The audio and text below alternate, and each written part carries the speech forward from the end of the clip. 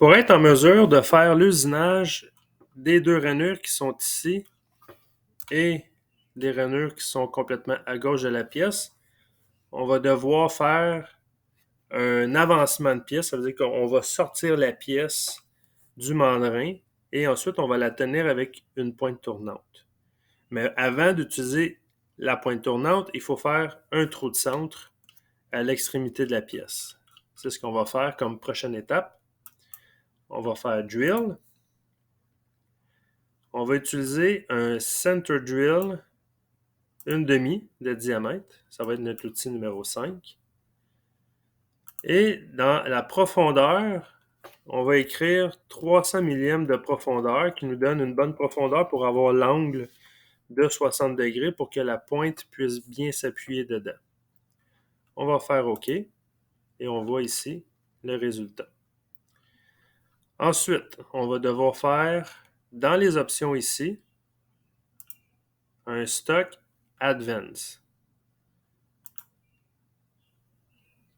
Ici,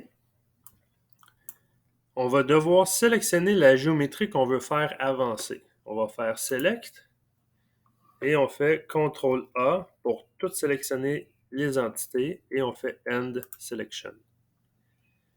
Par la suite, la position originale de la matière brute est à 0, comme présentement ici. Et là, on va lui demander de faire un transfert de position. Ça veut dire la face de ma pièce, maintenant, je veux qu'elle soit en positif vers la droite. De combien? Fait qu'on va mettre une valeur, là, ça dépend vraiment de chaque pièce. On va mettre une valeur, par exemple, de 21 pouces et demi. On va voir qu'est-ce que ça va donner. On fait le crochet et le morceau a bougé. Là, on voit ici que mes mâchoires sont restées au même endroit. C'est vraiment ma pièce qui est sortie de mon mandrin de 21 pouces et demi. Ce qui donne, on voit ici, là, une marge de sécurité si jamais on avait besoin, par exemple, de tronçonner la pièce. Ça aurait pu être 21 pouces, vous aurez pu marquer 22 pouces. C'est vraiment du cas par cas rendu là. Mais ça nous donne l'espace pour usiner nos différentes rainures à la gauche. Si je m'en viens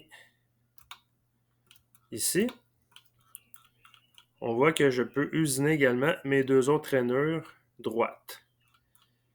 Ensuite, il va rester à approcher la pointe de notre trou de centre. Encore une fois, dans les options ici en haut, on a l'option Tail Stock, qui est la poupée mobile. Et vu qu'on a préparé au préalable dans notre stock setup notre pointe tournante, quand on est prêt, on fait vraiment un tail stock. On est prêt à amener la pointe vers la pièce. On va faire une opération Advance ici. Et les deux options en bas, on s'assure d'être en mode automatique pour les deux. Et on fait le crochet. On voit que la pointe est maintenant dans le trou à centrer. À partir de maintenant, on peut usiner nos différentes rainures.